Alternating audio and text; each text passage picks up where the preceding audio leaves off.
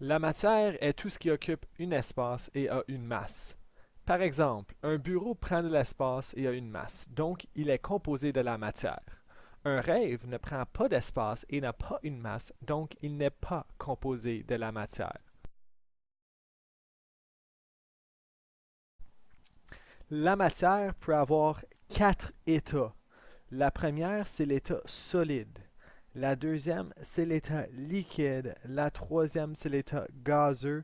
Et le quatrième, c'est un état spécial, le plasme.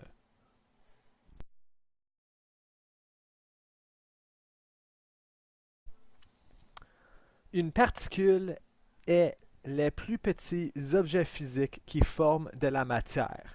Par exemple, de l'eau est composée de particules de H2O.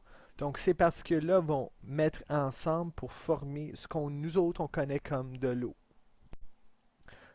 Un élément est une substance qu'on ne peut pas séparer. Par exemple, c'est un élément qu'on peut trouver sur le tableau périodique.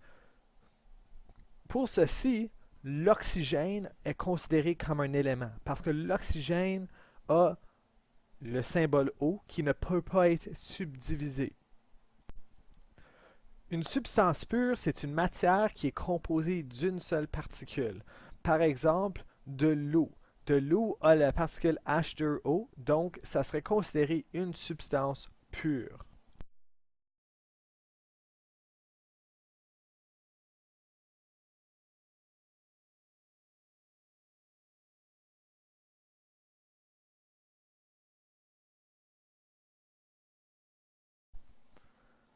Un mélange, c'est une matière qui est composée de plus qu'une particule.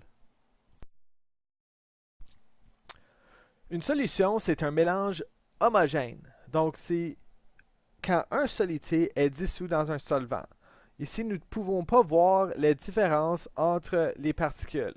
Par exemple, du Kool-Aid, tu as le sucre qui est un soluté, il est dissous dans l'eau, un solvant. Et tu ne peux pas voir la différence après que c'est mélangé.